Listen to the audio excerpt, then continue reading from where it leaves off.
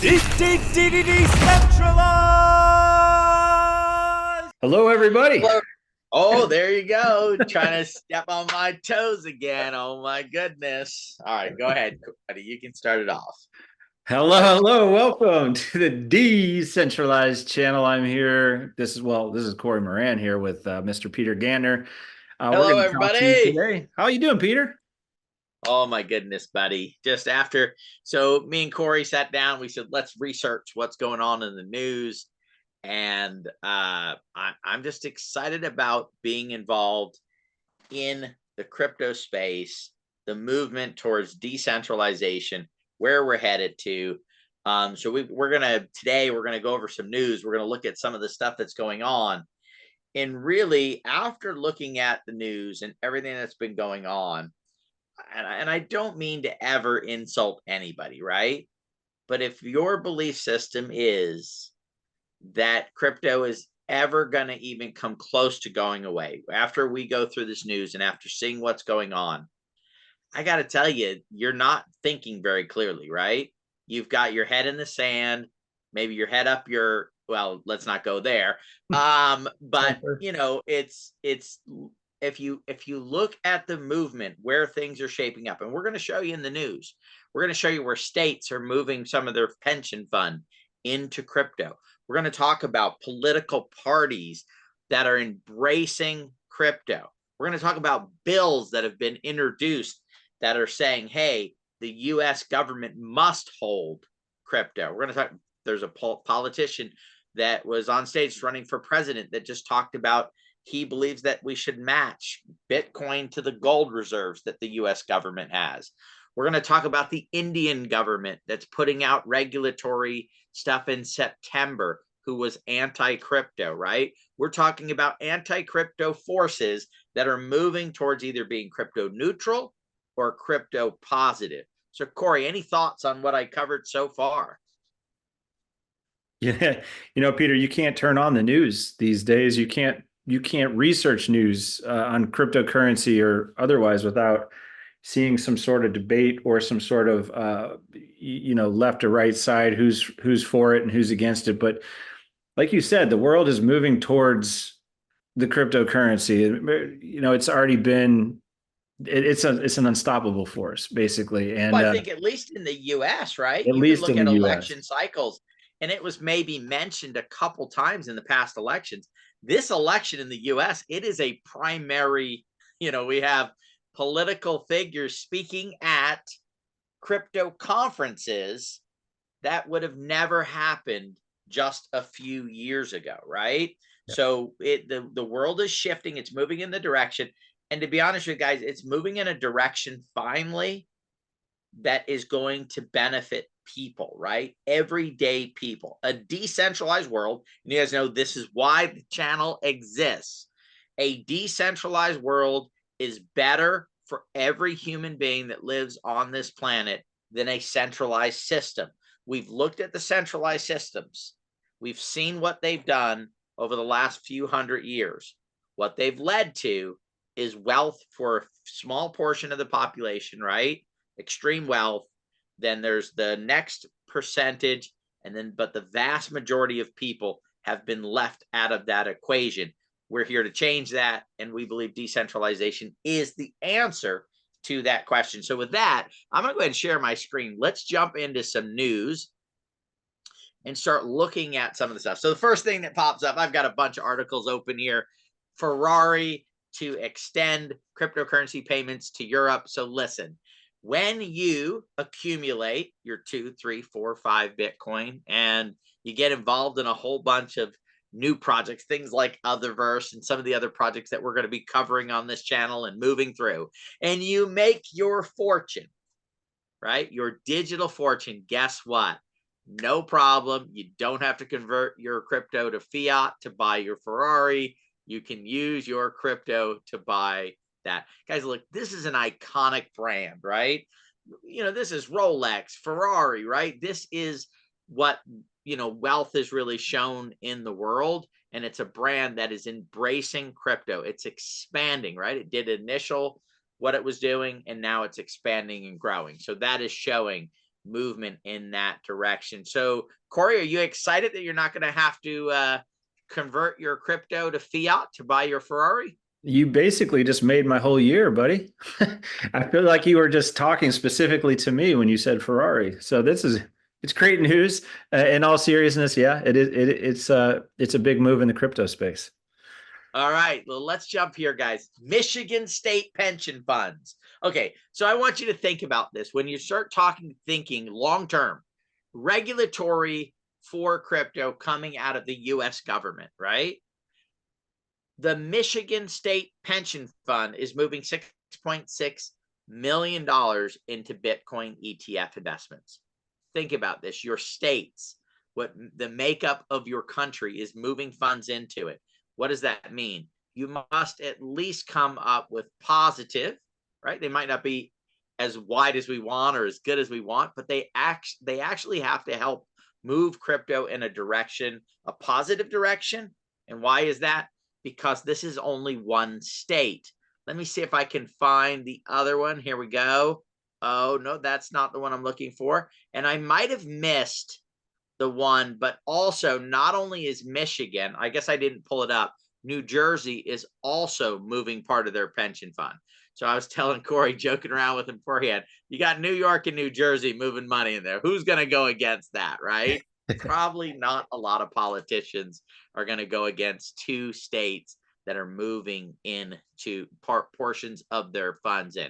And I'm sure they're only the two that we're mentioning. I would say that probably there's probably already other states that have moved money into these ETFs from their pension funds. And then there are probably more and more that are going to be doing it here in the very near future. So, Corey, what do you think? States moving money into pension funds. What does that say about the long term of crypto? I think it's just another key indicator of, the shift that is happening. And like you said, there's probably a good number of states that are in the process of moving, their funds. And for me personally, I think this is just another huge flag that says, get on that train, get on the decentralized train and get with the times because it's going to be happening with or without a lot of people. So, yeah, I think what an interesting video would be too for us to create, Betty, would be one that shows the political movement of cryptocurrency over the last 6 to 8 years, right? 8, mhm. 10 years ago, very few that would even mention it or bring it up. Check this out. Loomis Gillibrand. This is bipartisan, right? Landmark legislation to create regulatory framework for stablecoins. This was a bill that went through, didn't got vetoed, right? But this is a bill moving in that direction. And this was last year. But let's go jump into this year.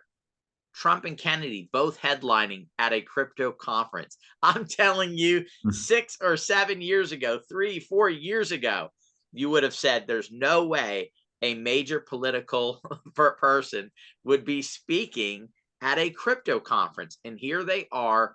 And it's not. Now, at this point, it looks like all three people running for president are going to be reaching out and trying to woo the crypto community in their direction.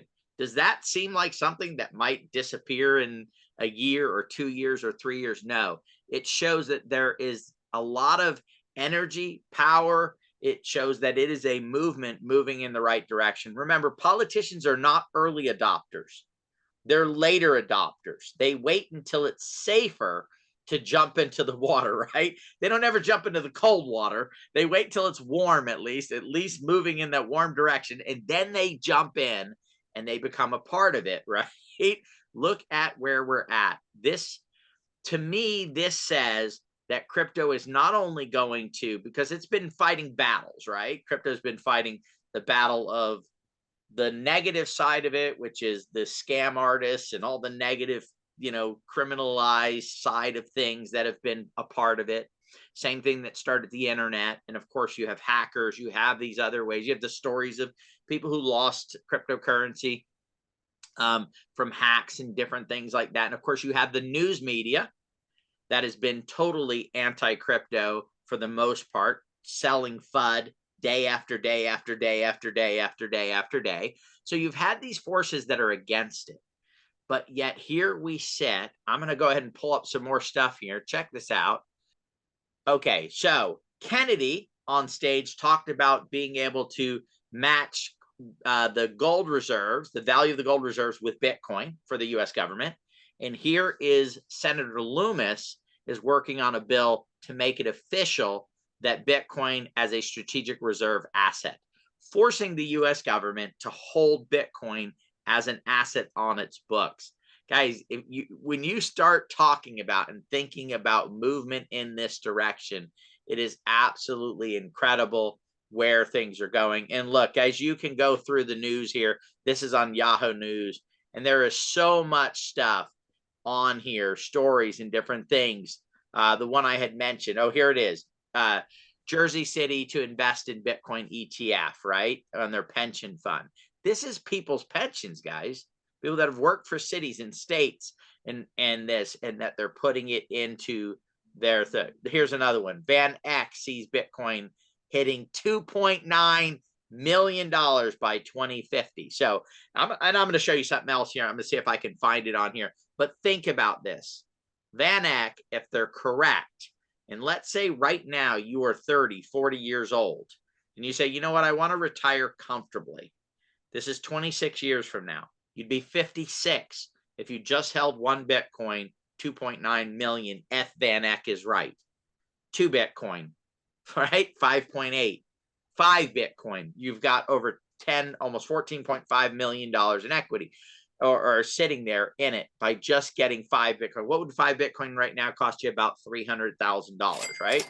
But check this out. I want to find the Michael Saylor article here. Michael Saylor right here. Bitcoin to account for 7% of global wealth, surge in price to $13 million in 21 years. You are sitting here right now, you're 40, 45 years old, and you're thinking, man, when I get to 65, I would really like to retire worth at least a couple of $1 million, at least $2 million. I'd like to retire a multi-millionaire. What do you need to do? If Michael Saylor is correct and it hits $13 million, guess what? You need less than 0.2 of a Bitcoin. What does that cost you right now? A little over $12,000, like $13,000. So if you could, over the next months or so, start accumulating Bitcoin. And there are ways, there's things we've talked about a few of them on the channel, right? Where you can actually earn Bitcoin every single day just by going in and pushing buttons and doing different things, right? But think about that. 0.2, if Michael Saylor is right, 0.2 Bitcoin, you get it, you hold it, and you are able to retire in your early mid 60s with over a couple of $1 million in retirement. Corey, what thoughts? What thoughts? Lots of thoughts. I that is just absolutely where we're headed, in my opinion. And to be able to accumulate that now is, I get it going now. I'm 47 now. 21 years from now, that looks like a pretty good retirement. 68, right? Yeah, I'll be 68. And so, and you think about it, just, 0.2 Bitcoin. In my opinion, I think there's going to be a surge, even earlier than that, maybe not 13 million, but you mentioned about the new, the politics and where the news has been heading lately, right? It's, I think a lot of it being latecomers to adopters of, the politics and stuff. I think it's a milestone for a lot of people at that assurance and comfortability spot for a lot of people in the United States to say, okay, so this is now happening. I can't turn the news on or search crypto without seeing the politicians involved. I think that means that there is something happening here. So I think that what is happening now is going to be a big milestone for a shift of decentralization. And I'm going to even put a little firmer thing on that. When things get to this point in politics, that it is getting serious, right? That it is going to move in a direction that is positive for the industry. You Right. cannot have all three people right now running for president of the United States. And maybe some of you guys haven't seen this yet. So this is the sign that says crypto is here to stay. How big can it become? How successful, how fast does it advance is really the real question right now. Not whether it's going to go away or whether it's going to stay. It's how fast will it advance? And here's the next question. Will you miss it or will you participate in it? Those are the real questions that are out right now. Corey? That's it. It comes down to it. Is this your opportunity? Yes, it is. Are you going to seize the opportunity or are you going to sit back and let it pass you by? This is the most pinnacle point in probably a lot of people's lives here that is that it comes down to that very decision is I don't believe any time in my lifetime that I'll have a better opportunity to seize this moment. So I think if you're tuned in or you're in and around the space, it's a time to capitalize on it. And if you want to have that retirement wealth, it's time to really take action and just don't let it happen and don't let it pass you by. Well, look, we talked about people that were in their 40s and 50s, but guys, think about this. You're 20 years old right now. Exactly. 40, 41, 45 years old. If between Vanak, let's say Vanak is a little low and let's say Michael Saylor's a little high and it's somewhere in the middle. Think about you're 21 years old, you're 30 years old. You're in those groups. Where do you end up? And I want you to think about this. This is not because people want it to happen.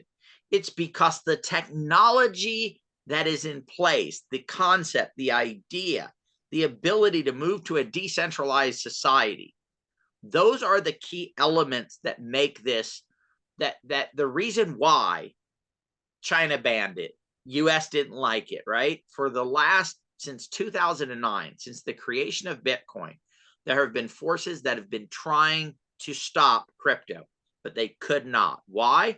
Because it's a better form of technology and it's better for everyday people. The idea and the concept of what's our channel called? Decentralized.